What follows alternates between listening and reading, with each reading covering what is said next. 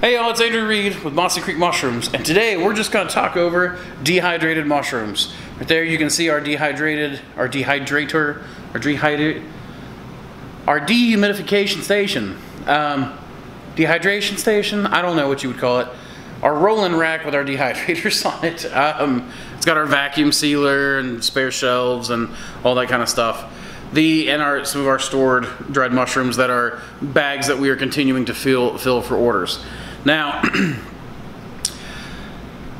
this is a video that was voted on by the Patreon. I wrote down a few options for people to go over. This one had overwhelmingly won, so this is the video we're doing today. There were a couple that I was wanting to do that I thought might be fun. We're still going to do those, but I'll give the people what they want first. Dehydrating mushrooms is pretty simple, so we're going to go over my setup. I'll go over how you can do it in a more primitive option where if you don't have access to good dehydrators, and then we'll talk over the commercial option, which I'm about to go into myself. I will say real quick, we just launched the bulk our dehydrated mushroom page on our website. It has taken us a long time to do this just because, just through word of mouth, we have been selling out of dehydrated mushrooms faster than I really know what to do with. So now that we are catching up, have caught up on our dehydrated orders, we are putting that on the website so that people can order for whatever they need to do. Now, real quick, before we go into how to dehydrate, let's talk about why dehydrate. Let's talk about who is using dehydrated mushrooms. The first reason I can think of would be primarily for saving your crop. I've produced too much this week. I have not sold it all. I'm going to dehydrate it, right? I'll dehydrate it and then we'll repackage those and we'll sell those to people who maybe are traveling for that week and don't have a place to put fresh mushrooms and keep them cool in their car. They can put the dehydrated ones in, and so on and so on. It's a crop saver, right? A waste manager. Helps you to recover some of that waste stream product, or what is a good product but would become waste stream by just virtue of being extra. I think too many of us think that way, though. Too many of us think in terms of that. And maybe it's where we've all started off smaller and then worked our way up larger. But there is now a huge value-added industry that is growing. I have known it was coming for a while. I had hoped it was coming soon, and man, it's really hit. My dehydrated mushrooms have been used in everything from dog food to chocolate bars to tinctures to biscuits to I'm trying to even think of all of it. It's a lot, and a lot of it's our hericium mix, our dried hericium mix, which is just a variety of hericiums that we grow. This is more for the medicinally minded, in that the studies that I have seen have shown that a mix of hericinones and active compounds from different hericium mushrooms produce better results than just the lion's mane, the erinacines by themselves. This doesn't even really matter if you're talking about like oysters and everything else. Pink oysters. We've got something here today I'm going to show you guys. I've got pink oysters that we're going to go throw in the dehydrator. I love pink oyster mushrooms. I absolutely adore them as far as like flavor, taste, texture, and growing. The problem has always been their shelf life. But now that Samantha and I have switched the farm over to more and more dehydrated and less fresh, all of a sudden pinks make a lot more sense. Pinks are so flavorful, and drying only improves that flavor. Now it can be used as a flavoring agent, almost a spice in and of itself, a seasoning, rather than an actual core course of the meal, right? It's something that can be put on a shelf and held for a long time, much like black pepper or anything like that. So that's the big reason I think go dehydrated right now, is the value-added market. There are too many people doing value-added products. They're making way more money on their value-added than they are their fresh mushrooms, and they can't keep up. And they're looking for US-grown mushrooms. You can find cheap Chinese stuff a lot of times. Even that's kind of rare sometimes. But the truth is that the American grown is it's so hard to find, and people want it. People want it bad. So you can charge. I charge a premium for mine. People do not mind paying it. It's a good product. They know where that's coming from. It's coming right here from East Tennessee, Jefferson City, Tennessee, right smack dab in the middle of East Tennessee. That said, I'm gonna go over. We've got some lion's mane. This is our lion's mane original. It's probably like our 4th flush or something. Very toothy. I love this strain. So our original, just like labeled lion's mane on our website. That's what that is. This here is lion's beard. It's very small tooth, very dense. When I shred this up, you'll see that it tends to have a denser texture than the lion's mane. You saw, of course, the pink oyster. I'm going to throw that in, and then, of course, we'll see what it looks like coming out of the dehydrator. And then we have Mopor 2. This is mother of pearl and old road crossed. It's a strain that we have in the grow room right now being tested and evaluated for its commercial viability. And so far, it's been an interesting thing. It fruits like mother of pearl, where it shoots mushrooms in every different direction, and then has this, you can see the kind of modeling brown and like wrinkled cap shape that the old road has. So it's got it's definitely got characteristics of both mushrooms that show up in it, and a really good smell to it. That said, it's I can already feel just where I sniffed it, this mushroom spore is making me sensitive. Let's head over here real quick. So right here you can see this is a bag of Hericium mix that's being prepared. Once this gets up to 1.5 pounds, I think that's when this is going to be gone. This is a mix, unfortunately, that I left in the dehydrator too long. So when we talk about times, here in just a second, just know that this is what it looks like when it comes out. It's burnt, like looking, it's kind of burnt smelling. It's very dry, not sellable. I might be able to salvage some of it and use it here local, but it's not salvageable. We've got oh, coffee. Man, my mushrooms have been using coffee. Dehydrated lion's mane from Cactus Hat, of course, is used in his coffee that you saw me drinking in a video before. Here we got dried mushrooms, oysters, and there was a bag of pinks right there. So pinks and blues and things, the color's not showing up super well on this, but oh my gosh, that smell of dried mushrooms, once you start rummaging around and moving them, it really just makes them more fragrant and more flavorful. You can also keep them in containers like this. These little Chinese like soup containers for like the Chinese restaurants. Keeps them nice and dry.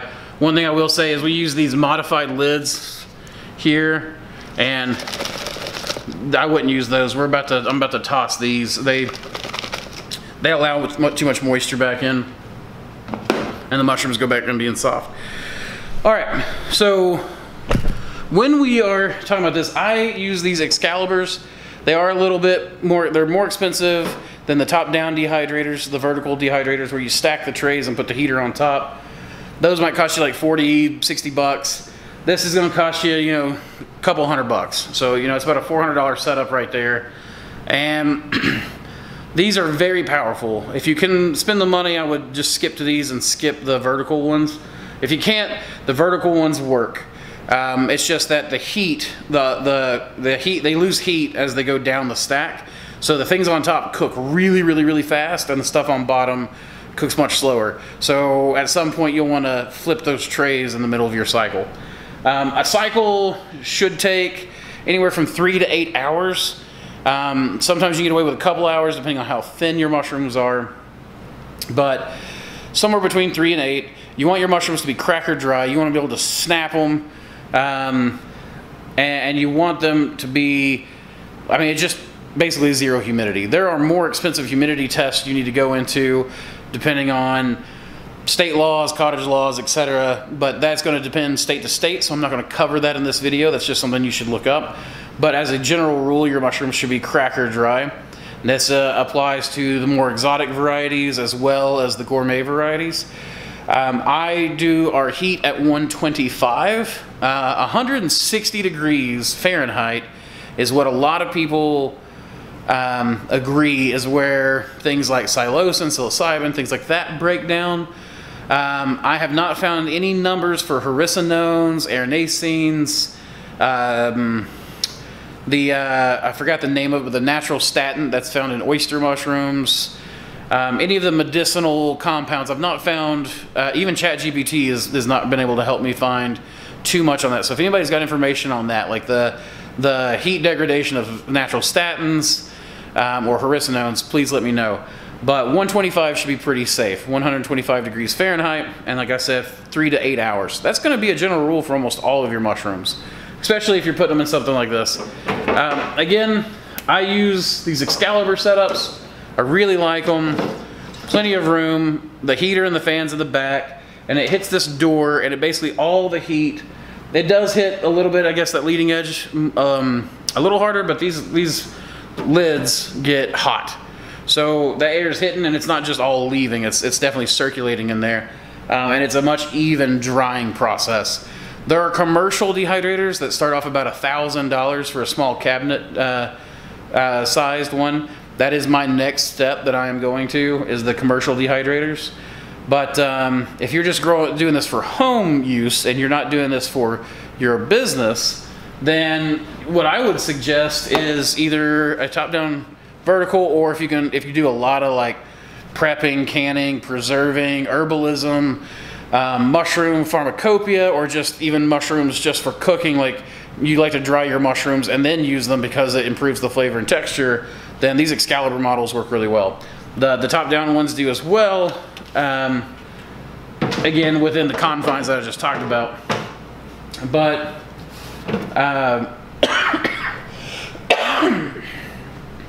told you those mushroom spores. The other way that you can do this, if you don't have any way, like any dehydrator at home, you can use an oven.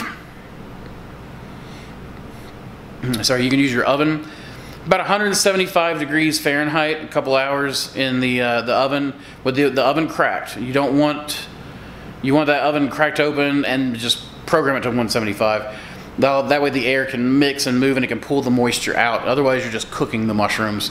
But if you do it about 175 degrees for a couple hours and then pull them out and finish air drying them, that usually works pretty well. Now if you live in a really humid environment like I do, you're gonna want more than air drying.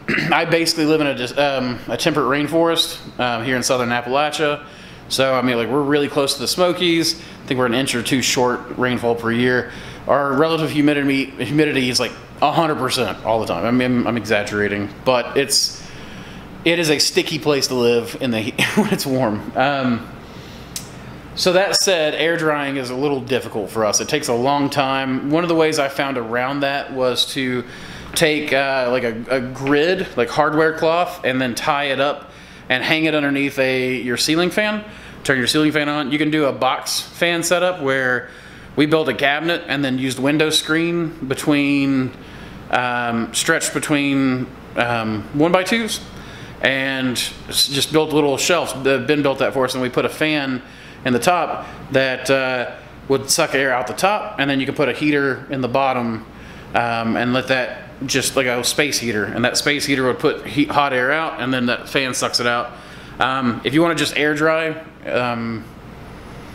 you can just do that with just a fan, just moving air over it.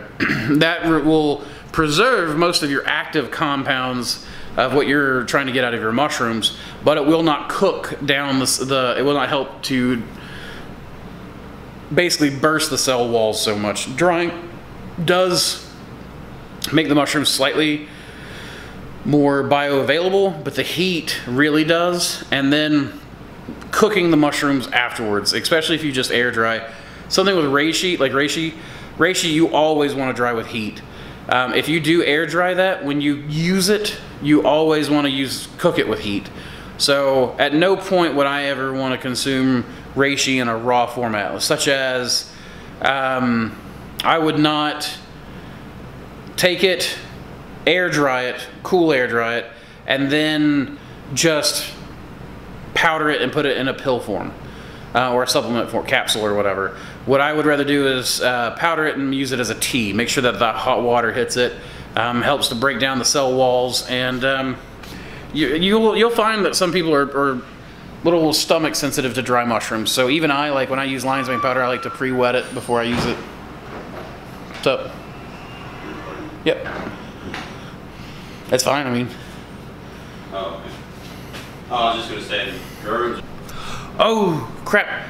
Forgot to check out this week's sponsor. It's me again. It's me. It's me. It's me. This week, guys, we have a couple of new things. Like I said, we've got the page for the dry mushrooms. So if you are producing any sort of value-added mushroom products, feel free to order from us. We are drying mushrooms in bulk. When we powder stuff, we do charge a slight surcharge for the powder, but it's pretty easy to just buy the bulk from us and powder it yourself if you're looking to do something like that. We do all kinds of mushrooms. If you don't find what you're looking for on our website, please give us a call or an email. We are happy to either start growing the mushrooms that you need or find a way for you to help find you a way to get those mushrooms. Another thing is that we have a new Hericium going up on the website. It's called Mammoth Tusk. This was a strain found in August of last year and was growing really nice and toothy, but was just performing phenomenally in the heat. The strain does really well on a sawdust mix of some sort. Right now we're doing a 65-35% sawdust and oat hulls, and all of our Hericium is just kicking booty on that mix. So thank you all for checking out the sponsor. With that, y'all, keep spawning culture. Take care. Well, now that Ben so rudely interrupted us, that's pretty much on drying mushrooms. I mean, it's a very straightforward kind of thing. You'll get a lot of people that talk about temperatures and like nobody's in agreement. Nobody's in agreement. But I will tell you that what we have found is that 125 for the lion's mane in particular, for about 3 to 4 hours, sometimes a little bit overnight, will get us this nice golden brown color. It makes a beautiful golden powder once it's been run through. In order to powder it, we just run it through a grain mill and or a blender. A blender like a Ninja blender works great for getting it down to a really fine particulate size. Then you can add it to coffee. We're going to be selling some coffee, lion's mane coffee here locally to restaurants. And we've got Mossy Creek Roasting Company. We sent them some free products so that they could find the right recipe. And so now we're going to be having Mossy Creek Roasting Company using Mossy Creek mushrooms to make a Mossy Creek coffee. Mossy Creek mushroom coffee. And that's going to be pretty slick, I think. But again, we are seeing a huge surge in demand. I mean, everything from cordyceps to turkey tail to reishi to lion's mane to oyster mushrooms, any mushroom that can be dried, I'm seeing a huge demand for. Enough that it has been hard enough for us to grow it, and now we're setting up an entire second grow room just to grow mushrooms for drying. So that way we can still maintain a lot of our fresh clients. The demand has been quite big, so I highly suggest people start dehydrating mushrooms. As far as the next step after you've dehydrated your mushrooms, a really good way to go is a vacuum sealer to vacuum pack the bags. We haven't really found that to be super necessary to vacuum seal every single bag. Most of the time we'll just, you can use unicorn bags or poly bags and just seal them, and you can put an oxygen absorber in there or a dehumidification packet. Make sure it's the kind that says do not eat and all that stuff on it. There are even people who get into using desiccants to dry mushrooms. I don't really like that method as much. I find that to be harder to scale up and harder to just systematize. I'm sure that there will be people who argue with me on it, and that's fine. You should absolutely check out what they have to say in the comments and then make your decision for yourself which way you like to go. I like the heat drying. I feel like the heat drying helps to cure the mushroom and make it a more palatable and edible product than just a plain desiccant or even cold air drying. Really, guys, that's it. I mean, I don't really have much more. For the moment, let's just take some B-roll and play some music, and you guys can see how I do this, how I rip the mushrooms up, throw them in the dehydrator, and then what the product looks like on its way out.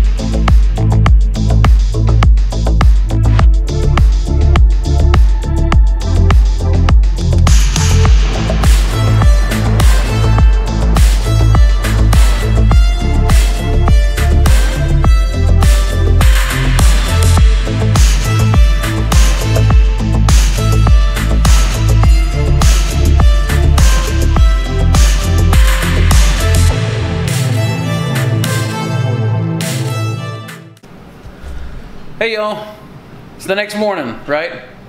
So this has been going about 8 hours or a little more. And let's see if I can pull this lid off without knocking the light down. There you go. You can see we have some really nice golden brown lion's mane. And this stuff is, let me see if I can, see if you can hear this. There we go. And that just shattered. So that's what we would call cracker dry. It breaks just like a saltine cracker would. This golden brown color I have found to be the best pretty much for flavor.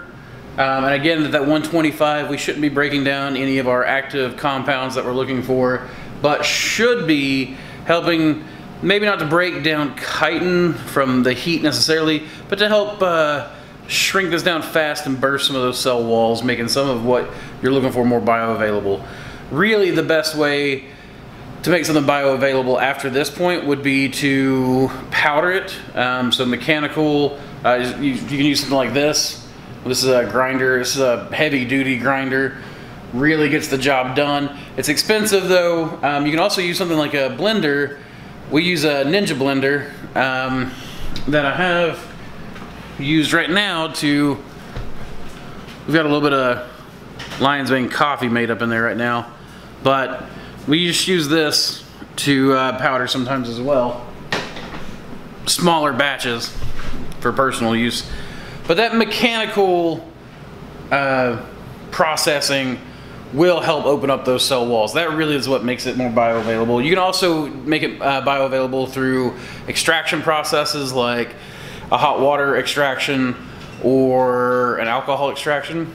There's a lot of good videos on how to do extractions on YouTube, from tinctures to almost like a resin extraction. I think that Apex Grower does. That's William Padilla Brown.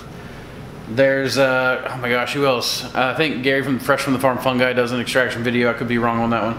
But you can also see here that we have the pink oysters. And they've really dried out nice and cracker dry as well. Let's see if I can turn this where you all can see easier. So if I take this, I mean, it just cracks right there, just like a saltine cracker would. And it's managed to keep, I'm thinking that the younger we pick the pink, the more likely we are to keep the color.